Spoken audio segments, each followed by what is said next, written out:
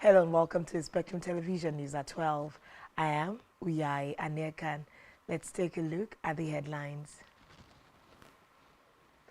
President Tinubu appoints Mustafa as new Energy Commission CEO.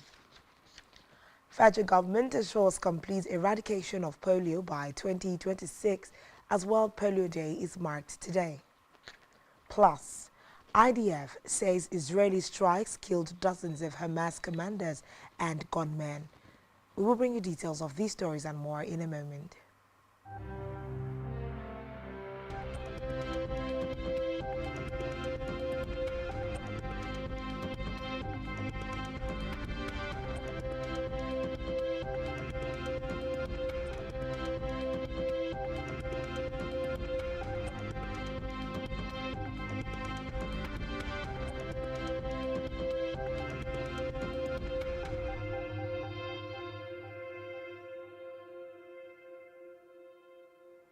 Good afternoon and thanks for joining us. First in the news is Nigeria's leader, President Bola Tinubu, who has approved the appointment of Dr. Abdullahi Mustafa to serve as the Director General of the Energy Commission of Nigeria, ECN. A statement by the President's Special Advisor on Media and Publicity, Ajurin Gilali, noted that the President expects the new ECN Chief Executive to make a positive impact on his administration's intensive push to diversify the nation's energy sources towards industrializing every part of the country. Reports say Dr. Mustafa has served for over a decade in the Nigerian Upstream Petroleum Regulatory Commission (NUPRC) with significant experience in the energy and space technology sectors. Meanwhile, President Tinubu has assured Nigerians and investors that there is an ongoing plan to boost the country's foreign exchange liquidity. Speaking at the 29th Nigerian Economic Summit in Abuja, Tinubu acknowledged the challenges faced by the business community in the financial markets and assured investors of additional foreign exchange liquidity to restore market confidence. He also emphasized his administration's commitment to strengthening governance by establishing a performance and result-oriented public and civil service culture and structure. The President outlined 8 priority items of his administration to include ending poverty, achieving food security, economic growth and job creation, access to capital, inclusivity, security, fairness and rule of law, and anti-corruption. Away from that, the Federal Executive Council, FEC, has given an approval for the creation of a Humanitarian and Poverty Alleviation Trust Fund. The Minister of Humanitarian Affairs and Poverty Alleviation, Betta Edu, who stated this while briefing newsmen shortly after the FEC meeting at the Presidential Villa, Abuja, said the trust fund is to enable the federal government respond promptly to humanitarian situations in the country. According to her, the federal government hopes to raise at least $5 billion annually into the trust fund. Edu explained that the funds will be sourced from the federal government, private and international organizations, as well as well-meaning individuals. She also assured that state government will be carried along in the project. On the care for the elderly, the minister said FEC took a decision to ratify the protocol for the protection of the rights of old people in the country in line with the African Charter. President Bola Ahmed Tinubu today for the approval given for the creation of the Humanitarian and Poverty Alleviation Trust Fund. This is a flexible form of financing that can help us get contributions from different sectors. So we're going to have contribution from government, of course, from the private sector, development partners, individuals, philanthropic individuals, and other innovative form of crowdfunding and pulling of funds together. This is to allow for emergency response to humanitarian crisis in Nigeria. Every other day we hear about crisis, the floods, and the rest of it. We need to be able to respond adequately as a country. Beyond this, the issue of poverty alleviation is one of the agendas of President Bola Ahmed Tinubu in his 8-point agenda, and we want to be able to tackle it headlong. How much are we looking at? Every year, we hope to be able to raise at least $5 billion within this fund. And this is from.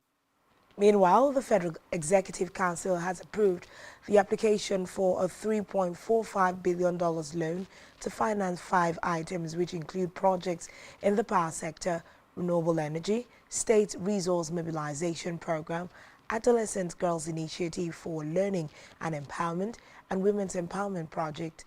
The Minister of Finance and Coordinating Minister of the Economy, Wale Edu, told pressmen that the federal government will proceed to receive the $3.5 billion zero-interest loan payable within 40 years with a 10-year moratorium, which indicates that payments would begin from 2033. The finance minister explained that the girls program worth $700 million would support young girls within secondary school age to equip them with marketable skills to the academic achievement. In the meantime, poverty alleviation organizations have reiterated the position of the Federal Ministry of Budget and National Economic Planning that the private sector is critical to driving the economic growth and overall development of Nigeria. The organizations noted that the Minister of Budget and National Economic Planning, Abubakar Bagadu, stressed the need for sustained partnership with the private sector to drive the development agenda in the face of dwindling government revenue. In a statement by the head of program and corporate communications, James Abduliman, he stressed that the minister emphasized the need for non-state actors to complement government efforts in promoting national and economic development, as government cannot bear the burden alone. Elsewhere, the Federal Capital Territory Administration, FCTA, has commenced distribution of palliatives to vulnerable households across the 6 area councils of the FCT. Distribution of the palliative food items scheduled to take place for 2 days commenced simultaneously at Kwali, Kuje and Abaji area councils. Speaking on behalf of the FCT Minister Nyesom Wike in Kuje area council, Mandate Secretary Agriculture and Rural Development Secretariat Lawan Gaidam said the distribution of the items was in line with efforts of the FCT administration to ensure that the items reach out to vulnerable residents who bear the brunt of the fuel subsidy removal.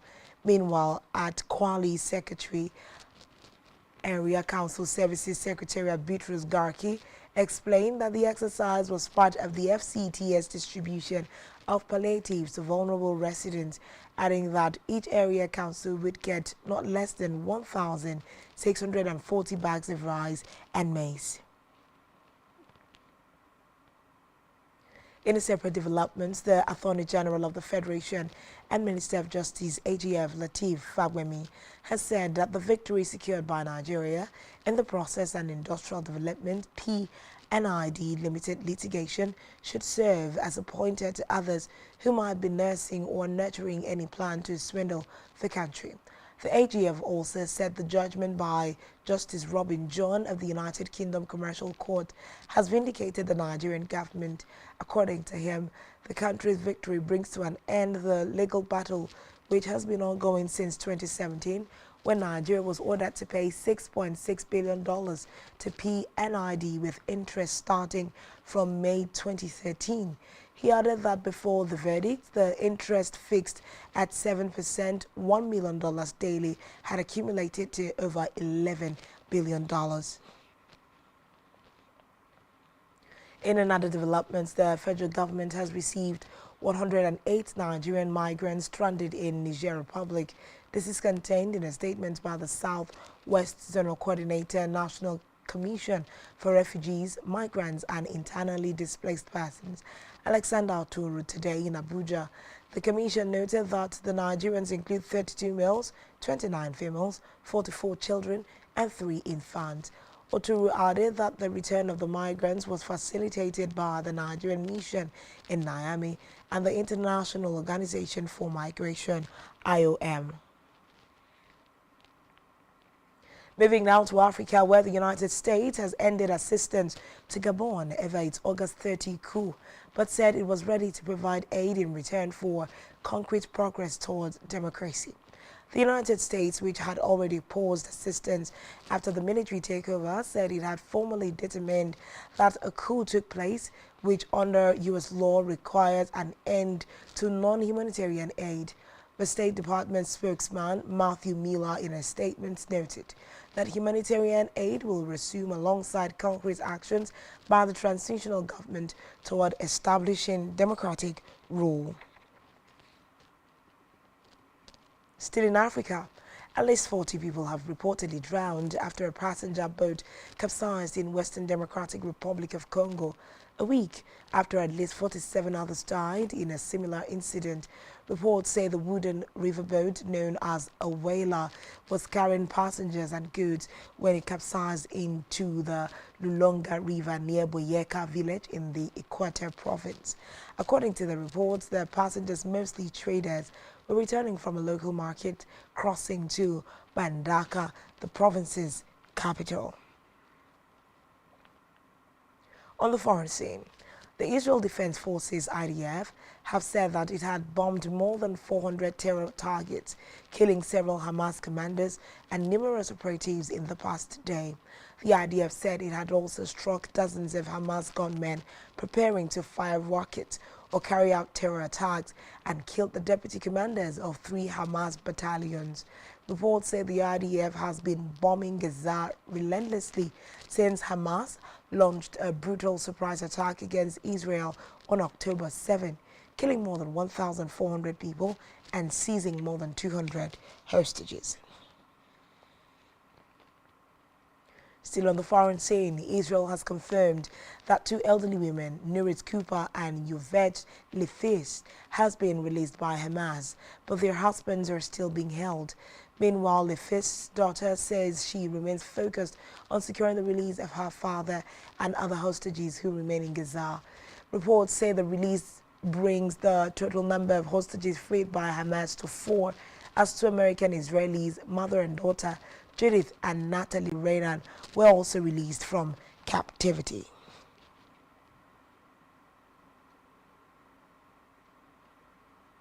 Still to come in the news.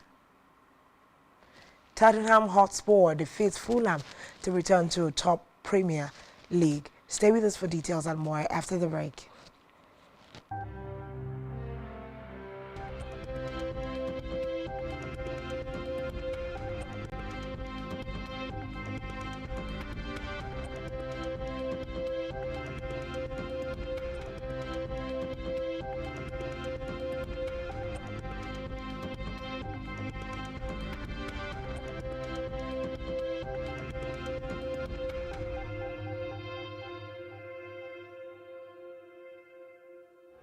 The National Broadcasting Commission welcomes broadcasters, content creators, tech experts, exhibitors, and investors from Nigeria and all over to the 13th edition of Africast. Africast 2023 brings you 3 days of world-class exposition, innovation, and technology advancement, featuring an exceptional lineup of industry leaders that will inspire and guide you with their insights and expertise. Theme: broadcast content, synergy, finance, and market. Date: Tuesday the 24th to Thursday the 26th of October 2023. Venue: Marriott Hotel, Ikeja, Lagos. Time: 9 a.m. to 5 p.m. daily. Chief host: Honorable Minister of Information and National Orientation, Alhaji Mohammed Idris. Host: Mr. Charles Ibwebu. Director General. Announcer: Management. NBC. Your right to quality broadcasting.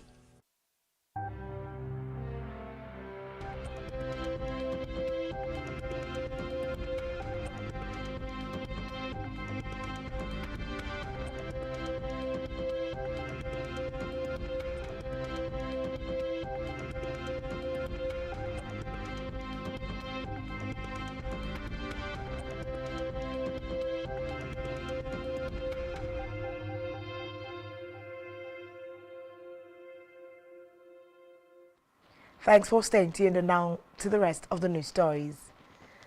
In our business news, the federal government, through the Nigerian Midstream and Downstream Petroleum Regulatory Authority, NEPRA, says it has issued a total of 94 importation licenses to oil marketers This was revealed by the Chief Executive NMDPRA Farouk Ahmed at the opening session of the 17th Oil Trading and Logistics Expo in Lagos with the theme Energy, Synergy and New Beginnings.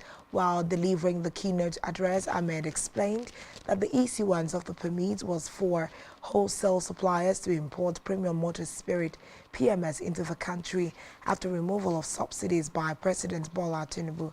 He explained that out of the 94 petrol permits, only 8 suppliers delivered 8 cargoes of PMS, totaling 251,000 metric tons within the period of June through September 2023 due to devaluation of the naira and high foreign exchange rate.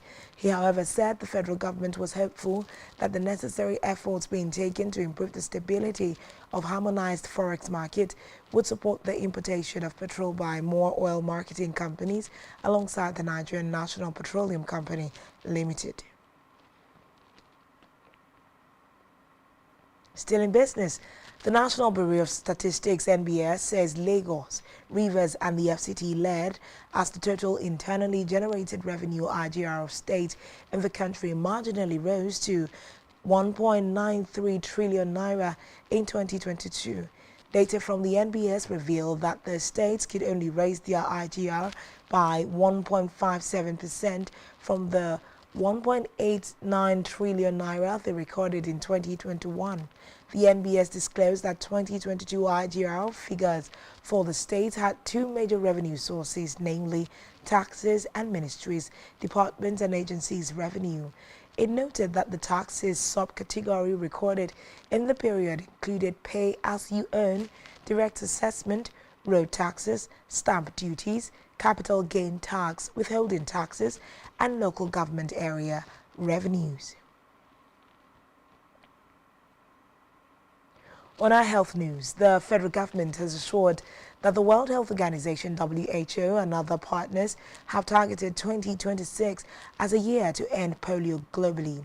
The national chairman of the Nigerian National Polio Plus Committee, NNPPC, Joshua Hassan, disclosed this in an interview with newsmen in commemoration of the Polio Day. According to him, today is a day set aside to raise awareness on the worldwide efforts to eradicate polio and the importance of vaccination to protect every child from devastating diseases. He added that today is also a day for advocacy to governments at all levels, traditional rulers, and other relevant stakeholders to join hands in the fight against polio. Still in health, the Nigerian Medical Association (NMA) says breast cancer, like every other cancer, is not demonic, but a medical issue that should be treated physically. The chairman of the Cross River State chapter NMA, Dr. Felix Achibong, stated this in an interview with newsmen in Calabar, the Cross River State capital. Achibong, who also urged patients to pray, advised them to equally visit and get the correct diagnosis, adding that it was unfortunate that most cancer cases were presented late. On his part, the executive director of Asiukbo Comprehensive Cancer Center, Calabar, Yegwa Okpo, said the center was partnering with other organizations to sensitize people on the need to be screened. He noted that ignorance is dangerous, adding that the center has girls as young as 16 and 17 years who have been diagnosed with breast cancer and are on its treatment list. Moving now to sports, where Tottenham Hotspur returned to the top of the Premier League as goals from Son Heung and James Maddison comfortably saw off Fulham. Spurs had only dropped points this season in London derbies against Arsenal and Brentford, but they were always in control against a limited Fulham side. Captain Son coiled in an excellent goal in the 36th minute after Calvin Bassey's poor pass was cut out by Mickey van de Ven. Maddison doubled the lead in the second half with an almost identical goal as another Bassey pass was cut out and the England playmaker was teed up by Son to slot home confidently. Tottenham have made an impressive start to life under Ange Postecoglou, and they began yesterday's game with the air of a team full of confidence. Still in sports, the Texas Rangers have reached their first World Series since 2011 by beating the Houston Astros 11-4 in the deciding seventh game of the American League Championship Series ALCS. The victory at the defending champions Houston ensured that remarkably the away team won every game of the ALCS. Texas now face either the Philadelphia Phillies or the Arizona Diamondbacks. On entertainment news, Nigerian star Nancy Sime, Rahama Sado, and Richard Atto Toxin have been unveiled as the host of the 19th edition of the African Movie Academy Awards, AMA. The AMA Chief Operating Officer Tony Ane made the announcement after a meeting with the board of the Africa Film Academy, themed Renaissance Legacy in Motion. This year's event is scheduled to hold at the Balmoral Convention Center inside the Sheraton Hotel Ikeja, GRA, Lagos on October 29, 2023. Still on entertainment, Nigerian star Davido has announced December 14 as the beginning of his timeless tour taking off from the capital city, Abuja. The concert is scheduled to hold at the iconic Eagle Square, Abuja from 5 p.m. on the slated date.